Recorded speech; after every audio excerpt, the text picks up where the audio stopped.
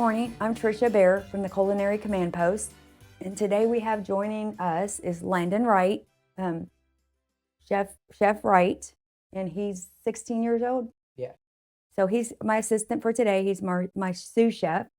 So we're going to be making banana walnut cookies. Okay, so this morning what we're going to do is we're going to mix our wet ingredients and then whisk together our dry ingredients and then fold in our semi-sweet chocolate chips and our walnuts.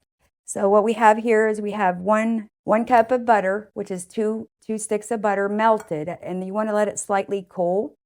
And then we have our brown sugar, which is 1 cup, our regular sugar, which is 1/3 cup, our egg yolk, and our 2 teaspoons of vanilla. That's our wet ingredients, plus our bananas. I'm using 3 bananas today, but the recipe calls for 1.5, but I like to have more of a banana flavor. Then our dry ingredients is going to be 3 cups of flour, our 1/4 teaspoon of salt, our cornstarch, our baking soda, which is 1/2 teaspoon, our cinnamon, which is 1 teaspoon, and also our baking powder, which is 1 teaspoon. And then after we mix our dry ingredients with the wet ingredients, we're going to gently fold in our semi-sweet chocolate chips as well as our walnuts. And there's about a cup of walnuts and 1.5 cups of semi-sweet chocolate chips. Okay, so the first thing we're going to do is mix our wet ingredients. So I have our melted butter that's slightly cooled, and then I have our brown sugar, which is just 1 cup of sugar, and then our regular sugar, which is 1/3 cup of white sugar. And we're going to mix that first, and then we're going to add in our egg and our vanilla. Okay, then now we're going to put in our egg yolk without the egg white, and then our vanilla, and then we're going to add our bananas. And you can go ahead and crush them up before you put them in, or put them in, it'll crush them up in there. So I'm just going to mix them up a little bit.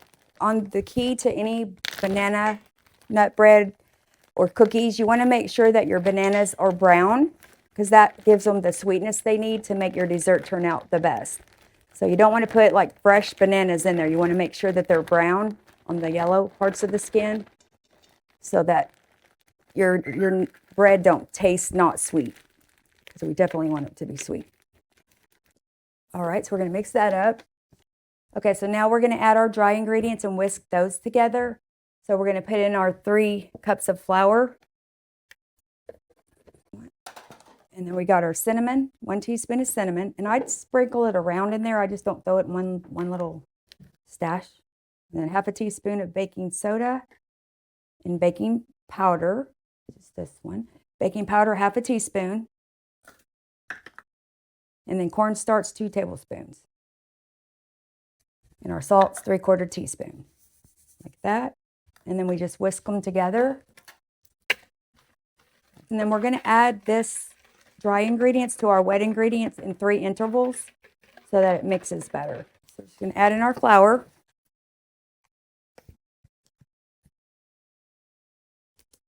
And turn it on low because you don't want flour to go everywhere. So put it on low.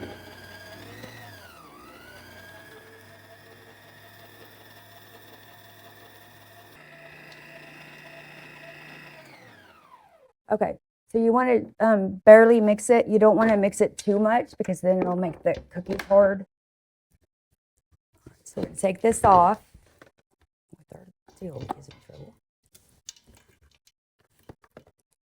And then all we have to do now is fold in our semi-sweet chocolate chips with our pecans. Do you want to do that, Landon? Okay. So just fold in your chocolate chips and your walnuts. You can use walnuts or pecans. Those are walnuts. And when you're folding in something, you're just doing like a C pattern. So you're not really stirring it. You're just folding it into the ingredients. Once he gets the ingredients for the semi-sweet chocolate chips and the walnuts mixed in, then we're going to put them on our cookie sheet. I lightly greased the cookie sheet with this olive oil and then wiped it off with a paper towel. We're going to go ahead and put them on the cookie sheet by the scoops, and then we're going to put them in the fridge, and that's key because you want to have your cookie dough chilled before you put it in the oven. Otherwise, they're going to spread flat, and they're not going to be thick. So everything folded in. Okay, so now we're going to use our scoop. And what we're gonna do is, if you wanna roll them, I'll scoop them out, Landon.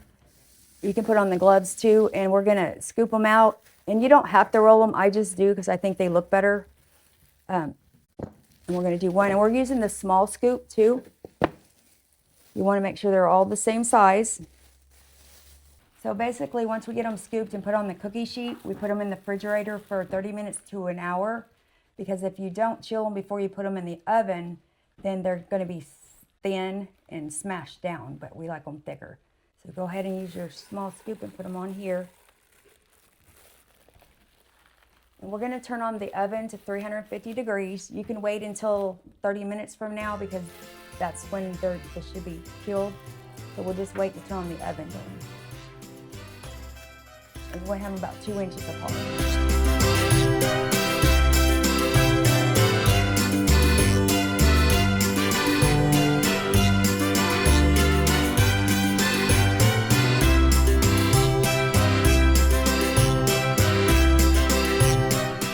Delicious.